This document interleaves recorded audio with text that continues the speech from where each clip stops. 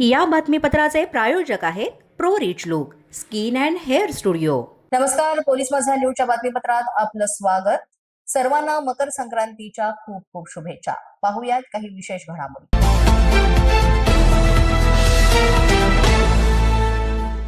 डोंबिवलीतील शिवसेना भाजप हाणामारी प्रकरणाला एक वेगळं वळण लागलंय। आरोपींना अद्याप अटक न झाल्यामुळे भाजप आक्रमक झाली आणि याच पार्श्वभूमीवर डोंबिवली पूर्वेतील सुनील नगर परिसरात भाजपकडून मूक मोर्चाचं आयोजन करण्यात आलं होतं।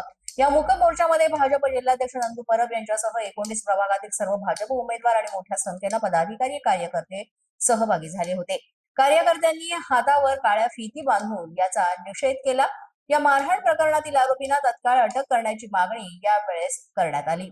मंगळवारी रात्री साधारण 11:30 आणि 12च्या दरम्यान पोलिसांनी रुग्णालयात उपचार घेत असलेल्या शिवसेनेचे उमेदवार नितीन पाटील आणि रवी पाटलांना ताब्यात घेतलं।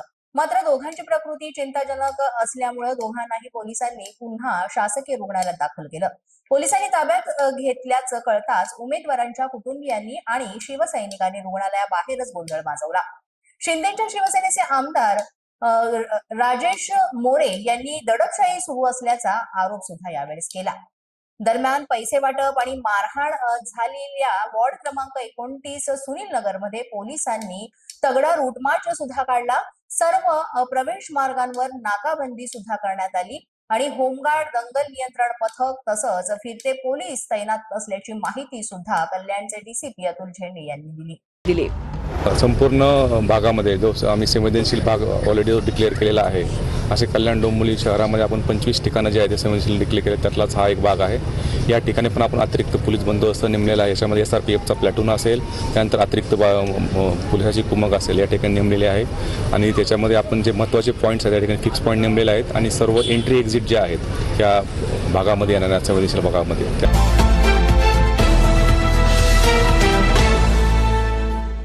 जळगावमध्ये मोराबाद नाका इथं स्थिर सर्वेक्षण पथकानं मोठी कारवाई केली। एका कारमधून 29 लाखांची रक्कम, 3 किलो चांदी आणि 8 तोळे सोनं आढळून आलंय। जप्त केलेली रक्कम आणि मुद्देमाल बरहाणपुरातील एका सराफ पिढीच्या मालकाचा असल्याची माहिती अधिकाऱ्यांनी दिली। जवळपास 29 लाख रोकड आणि काही सोनं तसंच चांदीचे दागिने यामध्ये सापडले। हा व्यापारी होता, तो बुरहाणपूरकडून आलेला होता आणि तो सध्या सगळा मुद्देमाल जिल्हा कोषागार विभागात जमा करण्यात आल्याची माहिती सुद्धा देण्यात येते। याबाबतचा अधिकचा तपास पोलिसांतर्फे सुरू आहे।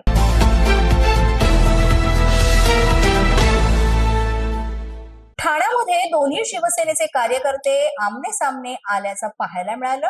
ठाण्यातील प्रभाग क्रमांक 6 मध्ये दोन्ही शिवसेनेमध्ये इथे मोठं भांडण सुद्धा झालं। शिंदेची शिवसेना पैसे वाटत असल्याचा आरोप ठाकरेंच्या शिवसेनेच्या कार्यकर्त्यांनी लावला।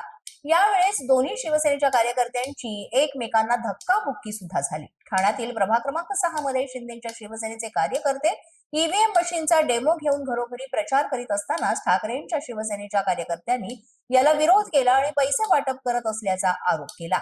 याबाबत वातावरण अतिशय तंग झालं आणि त्यानंतर इथे बराच वेळ परिस्थिती सुद्धा नियंत्रणात आणण्यासाठी परिश्रम घ्यावे लागले। पोलीस माझा न्यूजच्या बातमीपत्रात वेळ झाली एका छोट्याशा विश्रांतीची। पाहत रहा पोलीस माझा न्यूज। या बातमीपत्राचे प्रायोजक आहेत pro rich look skin and hair studio. विश्रांतीनंतर पुन्हा एकदा पोलीस माझा न्यूजच्या या बातमीपत्रात आपलं मनापासून स्वागत।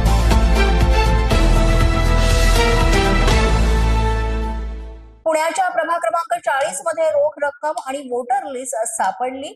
संबंधितांकडून 2 गाड्या पोलिसांकडून जप्त करण्यात आलेल्या आहेत। तर गोंदिया देवलेवाडी या परिसरामध्ये आचारसंहितेचं उल्लंघन सुद्धा करण्यात आल्याचं पाहायला मिळालं। रोख रक्कम, वोटर स्लिपसह राष्ट्रवादी काँग्रेस पक्षाचे पॅम्पलेट सुद्धा इथे सापडलेत असं म्हटलं जात आहे। इनोवा गाडीमध्ये अंदाजे 1 लाख रुपये रक्कम सापडल्याची पोलिसांनी माहिती दिली। या अनुषंगानं पोलीस स्टेशनचे जे स्टाफ आहेत त्यांनी FSTला कॉल केला आणि FST आणि पोलीस स्टेशनच्या स्टाफनं बदनगर या एरियामध्ये व्हिजिट केली आणि त्या ठिकाणी 2 व्हेकल जे आहेत ते ताब्यात घेतलेले आहेत। यामध्ये जी वाहनं आहेत ती संशयास्पद आढळून आली आणि त्याच्यामध्ये एक व्हेकल इनोवा आणि एक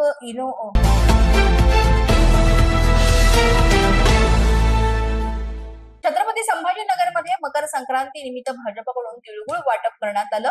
तिळगुळ वाटप करताना भाजप कार्यकर्त्यांकडून बाजारपेठेमध्ये गाठीभेटीही घेण्यात आल्या. मकर संक्रांती निमित्त थेट मतदारांशी संवाद साधण्याचा हा प्रयत्न होता असं सांगण्यात आलं. जिल्हाध्यक्ष किशोर शितोळे यांनी सांगितलं की मकर संक्रांती हा एक सण आहे, उत्सव आहे आणि त्याच निमित्तानं हा उपक्रम राबवण्यात आला. भारतीय जनता पक्षाचे जिल्हाध्यक्ष आणि इतर पदाधिकारी या संपूर्ण परिसरामध्ये आगळ्या वेगळ्या पद्धतीनं प्रचार करताना पाहायला मिळाले. यामध्ये प्रचार थंडावलेला असताना अशा पद्धतीने तिळगुळाच्या माध्यमातून नागरिकांपर्यंत पोहोचताना जिल्हाध्यक्ष, भारतीय जनता पक्षाचे कार्यकर्ते हे इथे मोठ्या प्रमाणात आढळून आले आणि अशा प्रकारे फक्त गाठीभेटी घेऊन मकर संक्रांतीच्या शुभेच्छा देण्यात आलं असं इथे सांगण्यात आलं. आजच्या बातमीपत्रात आज इतकंच. तुम्हाला आमचं बातमीपत्र कसं वाटतंय याबाबत अवश्य अभिप्राय कळवा.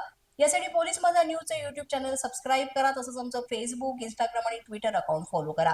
अधिक माहितीसाठी आमच्या www.policemazhanews.com या वेबसाईटला भेट द्या.